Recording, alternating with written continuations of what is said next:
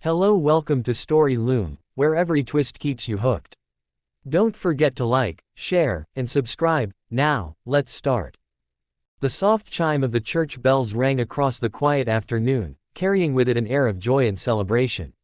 Anna adjusted the small white bow on her daughter Lily's dress and brushed a curl from her son Lucas's forehead. The twins were 6 years old now, full of boundless energy, questions, and the kind of innocence that made Anna's heart ache with both love and guilt. She had dressed them carefully for this day, Lily in a cream tulle dress with tiny pearls sewn on the bodice, Lucas in a miniature suit with a powder blue tie. Today, they were going to a wedding, a friend's wedding. Or so she thought. It had been a whirlwind morning. Anna had been juggling the twins, her part-time job at the cafe, and the never-ending stack of bills at home. She hadn't read the wedding invitation properly, she'd just seen the date, the church name, and the time. A message from her friend Mia had mentioned, "The wedding is going to be grand, don't be late." And Anna, rushing as always, had assumed this was Mia's big day. The church was packed with elegant guests in designer clothes, their laughter echoing under the high ceiling. Anna hesitated at the entrance.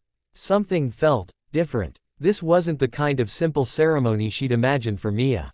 The floral arrangements alone probably cost more than Anna's yearly rent. "Mommy, is this Mia's wedding?" Lucas tugged at her hand, sensing her pause. "Yes, sweetheart," Anna said, though her voice faltered.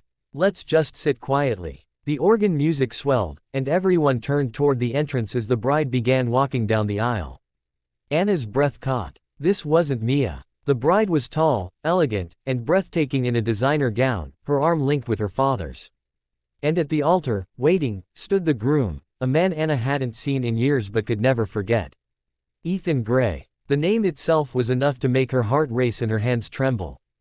Billionaire. CEO of Gray Enterprises. Cold, calculating, untouchable, and once, the man who had held her in his arms and whispered promises she'd been foolish enough to believe. She hadn't seen him since the night she left without saying goodbye, since the night she discovered she was pregnant with the twins. Her breath quickened, but before she could turn to leave, Lily's soft voice rang out, much louder than she intended. "Mommy, that man looks like me." Heads turned. A ripple of murmurs spread through the guests. Ethan's gaze, sharp and calculating, swept over the crowd, and landed on her. For a moment, the world seemed to stop. His eyes widened, his jaw tensed, and then his gaze flicked to the twins. Anna could see the exact moment his mind made the connection, the same dark hair, the same storm-gray eyes. He froze. The bride had nearly reached him, but Ethan didn't move. His hands curled into fists, his breathing uneven. Anna's heart pounded. She wanted to run, to disappear before he could confront her. But the aisle was crowded, and the twins were already waving at him, innocent smiles on their faces, unaware of the storm brewing in the groom's heart. "Anna." His voice was low but carried across the aisle. It wasn't a question, it was an accusation. The bride stopped mid-step, glancing between them, confusion flashing in her eyes. "Mommy, he knows you?" Lucas asked, his childlike curiosity slicing through the tension like a blade. Anna swallowed hard. "We have to go," she whispered, trying to guide them toward the exit. But Ethan's voice cut through the murmurs. "Stop." It wasn't loud, but it was commanding enough to freeze her in place. The entire church watched as the groom, leaving his stunned bride to be standing alone, walked down the aisle toward Anna. Every step he took felt like an eternity. Anna's pulse roared in her ears. She could barely breathe. When he reached her, his eyes locked on hers, searching, demanding answers. Then his gaze dropped to the twins again. "Twins," he said, his voice tight. "How old are they?" Anna tried to steady her voice. "Ethan, this isn't the time." "How old?" Her throat went dry. "6. A flicker of something, shock, realization, betrayal, crossed his face. "6, he repeated, almost to himself. "The math, it's exact." "Ethan, please," Anna whispered. "Not here." But Ethan's world had already shifted. He turned, scanning the sea of whispering guests, and then looked back at her. "We're not leaving this here," he said. "You're not leaving, Mommy." Lily's voice trembled now, sensing the tension. Ethan's gaze softened only for a moment as he looked at her, then hardened again when he met Anna's eyes. "We'll talk. After I deal with this." He walked back up the aisle slowly, every eye following him. The bride stared at him in disbelief, her knuckles white around her bouquet. "Ethan, what is going on?" she asked sharply as he returned to the altar. He didn't answer her. Instead, he glanced once more toward Anna before saying something that made the entire church gasp. "This wedding is postponed." The guests erupted in whispers. The bride's face turned pale, then red with fury. "Postponed? Ethan, what are you?" But he was already walking back toward Anna. Anna knew she should leave now, run before things spiraled even further. But the truth was, her legs wouldn't move. Part of her was still frozen in shock, part of her terrified of the confrontation she knew was coming.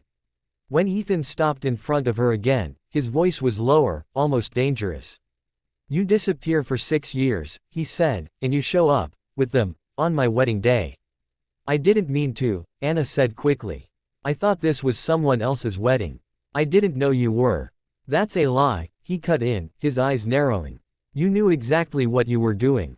Her chest tightened. "Ethan, I didn't come here to ruin your life. He glanced at the twins again, his voice cracking for the first time. "Are they mine?" Anna's lips parted, but no sound came out. The answer was in her eyes, and he saw it. His breath hitched. For a moment, the ruthless billionaire facade slipped, revealing something raw and vulnerable. Then he straightened, his voice cold again. "We're not talking here. You're coming with me." Before Anna could protest, he gestured to a security guard near the door. The man stepped forward, blocking her exit. The twins looked up at her, confused and scared. She forced a smile for them, even as panic coiled tight in her chest.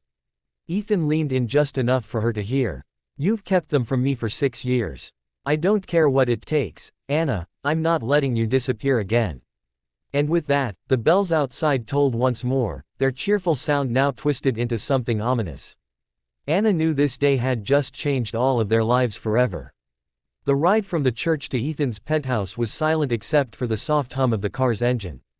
Anna sat with the twins between her and Ethan, their small hands clutching hers tightly. Outside, the city passed in a blur, but inside the SUV, the air was thick with unspoken words. Ethan hadn't taken his eyes off the twins the entire time. Every so often, Anna caught him studying them, the shape of Lucas's jaw, the exact shade of Lily's eyes. Each glance made her heart race faster. When they arrived, the twins gasped at the sight of the towering glass building. Inside, the penthouse was modern and sleek, with floor-to-ceiling windows that looked out over the city skyline. "Whoa, Mommy, it's so big," Lucas whispered. Anna forced a smile. "Stay close." "Okay." Ethan's voice broke the moment. "Nina, take the kids to the game room." A woman in her 40s appeared from the hallway, smiling warmly at the twins. "Come with me, sweethearts. I've got some snacks and games." Anna hesitated. "Ethan, they'll be fine," he said, his tone brooking no argument. "We need to talk. Alone." The moment the twins disappeared down the hall, Ethan turned to her. The calm mask he'd worn in the car was gone. 6 years, Anna, he said, his voice low but trembling with controlled fury. 6 years without a word. Without telling me I had children. Anna took a deep breath. "I was going to. You were going to. Or you decided I didn't deserve to know." Her eyes burned. "Ethan, it wasn't that simple. You don't know what it was like back then." He stepped closer. "Then tell me. Make me understand why you vanished in the middle of the night. Why you left without saying goodbye. Why you," his voice cracked, and he looked away for a second before meeting her eyes again. "Why you took them from me before I even knew they existed." The memories came rushing back, the night she'd found out she was pregnant, the fear that gripped her when she imagined Ethan's reaction. Back then, he had been colder, more consumed by his empire than by any personal connection. And there had been his family. "Your father," Anna whispered. "He came to see me. He told me I was nothing. That I would ruin your life. He offered me money to disappear, said you had already agreed to marry someone else for the sake of the company." Ethan's eyes darkened. "My father said that. I believed him," she said, her voice breaking. I thought you didn't want me. And I knew I couldn't raise them in that world of cold deals and business arrangements. So I left. I found a small apartment. I worked 2 jobs. I did whatever it took to keep them safe." Ethan's jaw clenched. "Safe from me. Safe from being used," she shot back. "I've seen what power does to people, Ethan. I didn't want them to be pawns in your father's empire." He turned away, pacing to the window. The city lights reflected off the glass, casting shadows over his face. You should have come to me. You should have let me decide. I was 24, pregnant, and terrified, she said. And by the time I thought about telling you, it had been years. How was I supposed to explain why I'd kept them from you for so long? He was silent for a long moment. When he turned back, his voice was quieter, but the steel was still there. They're my children, he said. I've missed their first words. Their first steps. Birthdays. School plays. I can't get those years back, but I'm not missing another day. Anna's chest tightened. What are you saying? I'm saying they're coming into my life, permanently. We'll figure out custody, but I'm not letting them grow up without me. Her stomach twisted. Ethan, they don't know you. You can't just. Then we'll change that, he interrupted. Starting now. Before Anna could respond, the twins came running back into the room, their laughter filling the tense silence. Lily clutched a small stuffed bear, while Lucas held a toy car. Mommy. Mister. Ethan has so many toys. Lily beamed. Ethan crouched down, looking them both in the eye. You can call me Dad, he said softly. Anna's breath caught. Lucas tilted his head. Like, real dad. Yes, Ethan said, his voice thick. I'm your real dad, and I'm never going to leave you. The twins exchanged a look, unsure, curious but not afraid. Anna watched the scene unfold, her heart torn in two. She saw the sincerity in Ethan's eyes, but she also knew this wasn't going to be simple. Ethan looked up at her, his expression unreadable. Tomorrow, I want to take them out. Just the three of us. And you're coming too. Anna hesitated. Ethan, no negotiations, he said. You've kept them from me for 6 years. Now, I'm going to make up for every single day I lost. She knew that look. Ethan Gray wasn't a man who gave up once he set his mind to something. And now, he'd set his mind on the twins. Anna swallowed hard, realizing that whatever life she'd built these past 6 years was about to change forever. And somewhere deep down, a question she didn't want to face began to stir. Was it possible that this wasn't the worst thing that could happen, but the beginning of something else entirely?